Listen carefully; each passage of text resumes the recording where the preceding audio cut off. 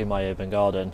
Well, as you can see from the disaster last week, the grow house is still standing, and a lesson well learned early enough in the season not to do too much damage. So if you have an unsecured grow house in your garden, now's the time to make sure it's either very firmly weighted down with bricks or screwed to the wall, as I did with mine last week. Check out that video just so I can show you how I did it. Really exciting time of year. I've got tulips in the garden that are just about to flower. That's really exciting to see, and lots of the older plants that have been overwintered in the garden are really starting to grow now. So I've got lettuces down here in the bed that are doing really well, rhubarb's coming on, and there's lots of other pots that are sort of bursting into colour and flower, which is great. Now I've got my empty beds. I'm expecting the soil to arrive later so I can get that in and I can start planting into the ground.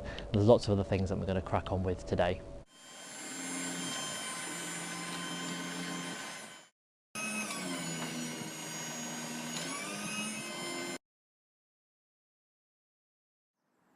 And here it is, veggie gold compost, a bit woodier than I would have liked, but I've got my friend Rob here, so time to get it onto the raised beds.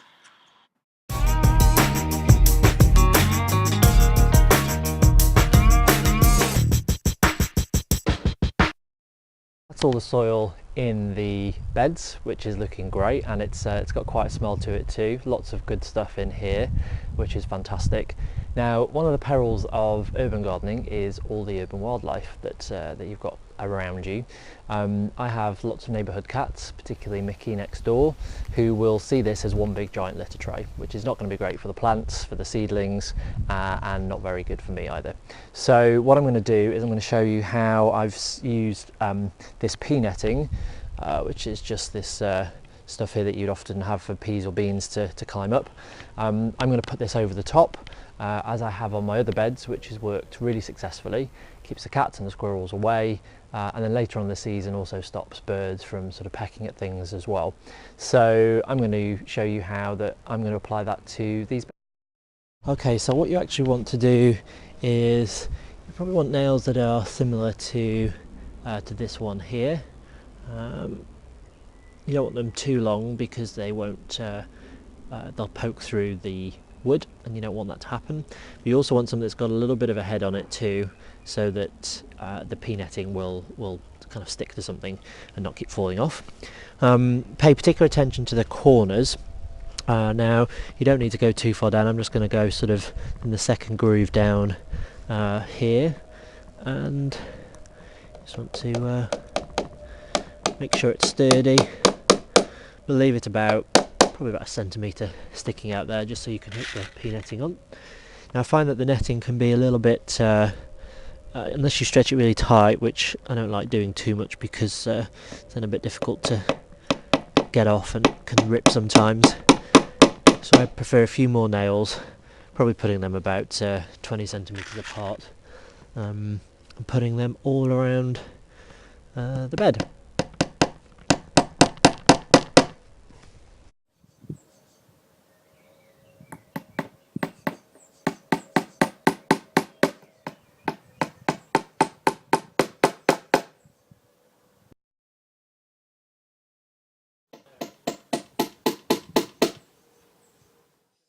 So once the nails are knocked in, take your pea netting, and I normally start by laying it out as I'm doing here.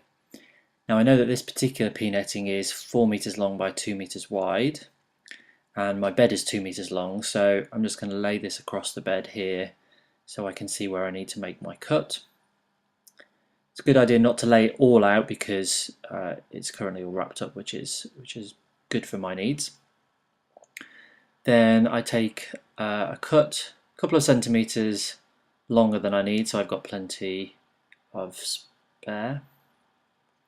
And then you just start to working from one end, put it over the nails, stretching it out bit by bit,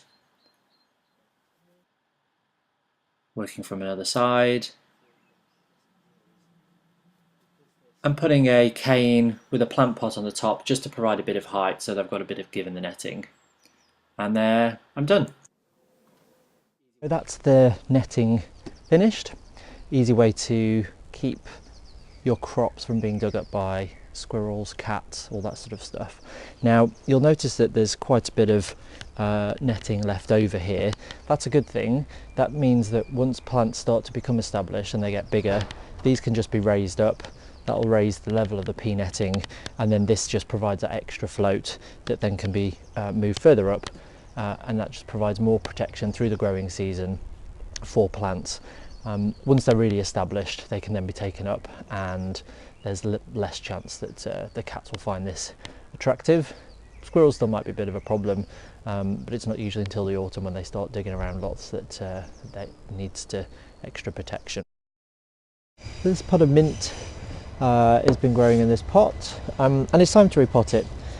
And you can see it's already started to regrow, and that's something mint will do very well. Oh, a little snail that can come out and be killed there. So what I'm going to do is just give it a tidy up, take a lot of the dead stuff off and repot it. I'll show you how I'm going to do that. The first thing to do is to shake the mint out of the pot so you can see what you've got in there. Good root system developed. And the easiest way is to be fairly brutal, just to take a garden trowel. You could do this with a spade and just chop up the pieces into smaller bits. I'm going to divide this into half and put one half back in the original pot with some new compost and another one in a new pot. So I've already got a pot here with some compost in the bottom, and making sure the roots have got a stable surface.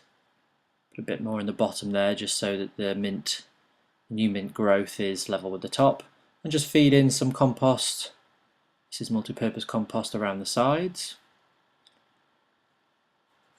and then give it a good firm down, and make sure that I've got some more compost just to go on the top there.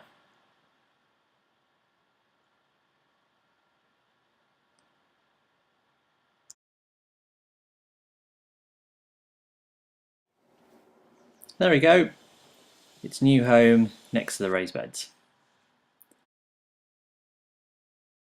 This week it's back to seed planting, and I'm going James Wong crazy. He has some really interesting varieties that I'm hoping will fit in my garden.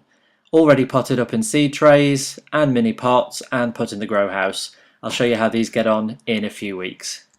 How are you getting on in your garden? I'd be really pleased to hear what's going on for you. Please leave me a comment in the box below and let me know what's going on for you.